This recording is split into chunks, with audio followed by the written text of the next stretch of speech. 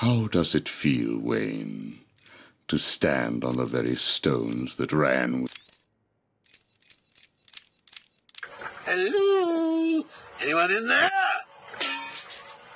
No sense of humor. Ah, the strong and silent type, eh?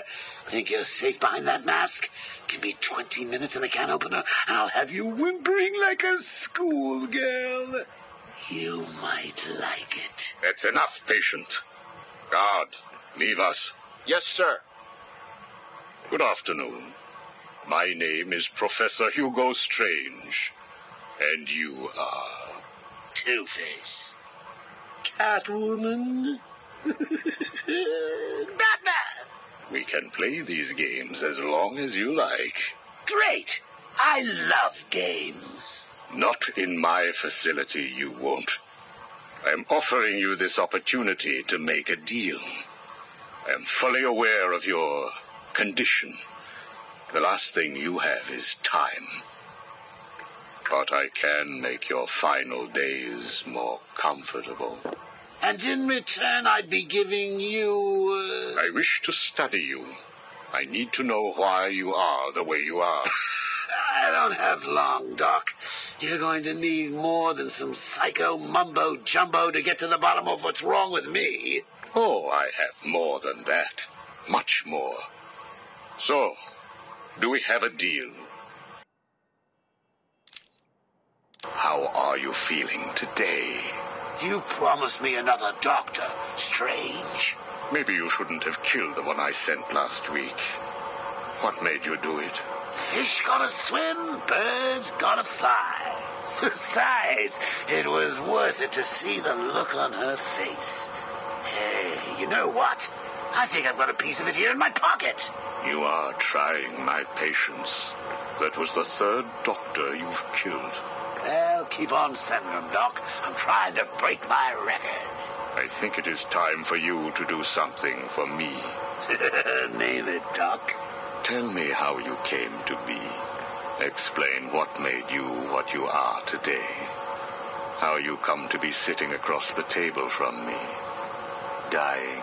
Is that all? Well, I guess you could say I once had a very bad day.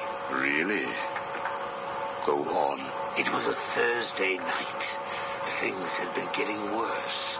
I was 3 days from the bank foreclosing on my home. The chemical plant I worked nights at was about to lay off half the workforce. And I was sitting in the hospital, holding the hand of my pregnant wife, wishing to God that she wasn't dead. That must have been upsetting for you. Probably was.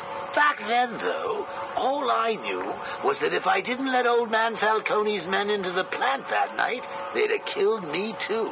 So here's the thing. I had to decide. Could I live without her? Was there any point going on? I've got to admit it. I was scared. Not of being dead, you understand. No one would blame you if you were. It is perfectly common. Do I look common? No, I was scared of the part just before you die, when you don't know what is about to happen, when you're desperately clutching at life and trying to hold on with slippery, blood-covered hands. So I made a decision right there. And what was that? That is a story for another day, Strange. I think I may need to see a doctor. Get me one. You were telling me about the night your wife died. Oh, no, Hugo. As I recall, I was waiting for you to send me another doctor. We both know I have sent you 3 more doctors. Did you? Yes. One was left dismembered outside the elevator to my office. The other 2 have not been seen since they were sent to you. How careless. Listen, Doc. Professor.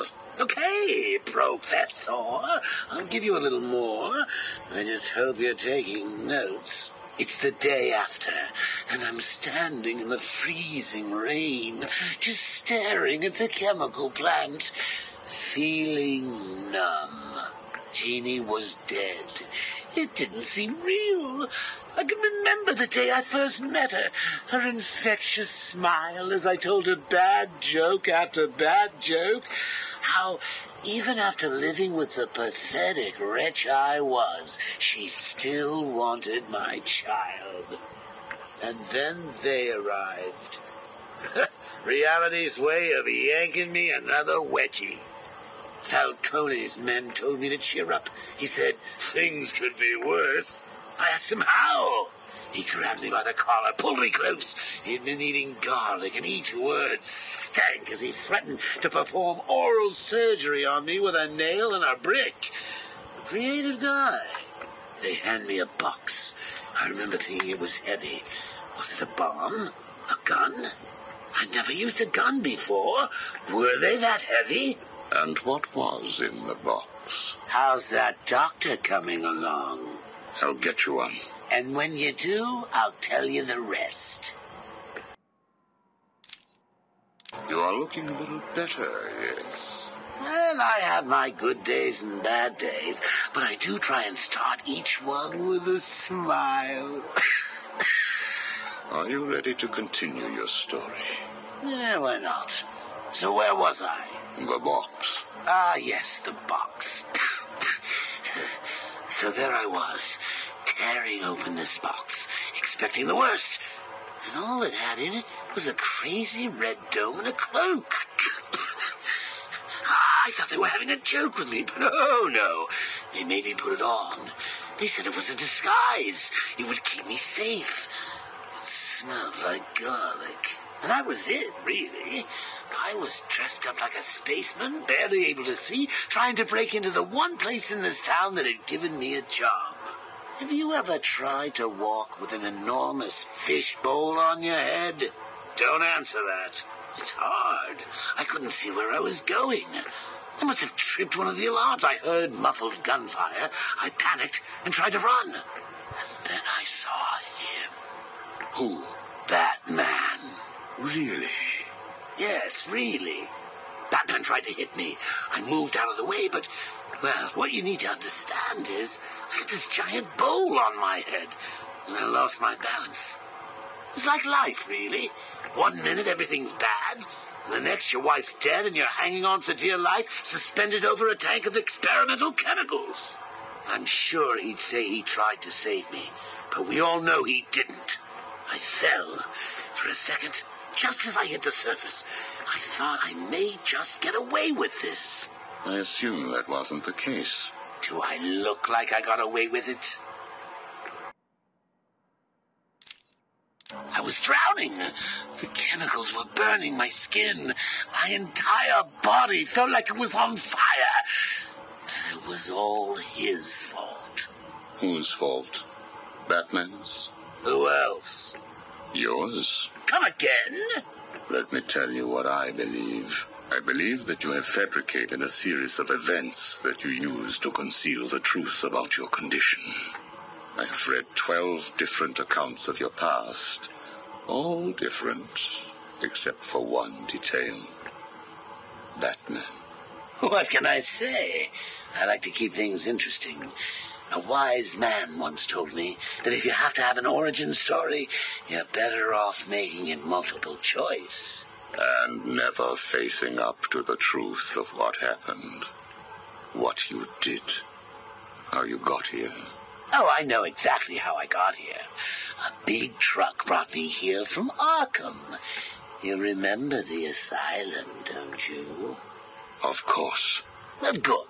Because I'd hate to think that I'd fabricated seeing you watching me in my cell all those times. Excuse me? Hugo, you merry maniac. You were obsessed with me. You all were trying to get in here. Next thing you'll tell me it wasn't you who sent old Sharpie over the edge. Nice work, by the way. Thank you. So here's the thing. If you want to make sure that no one else finds out about your past, you should start poking your nose into mine. Oh, and send me another doc. I think I need a second opinion.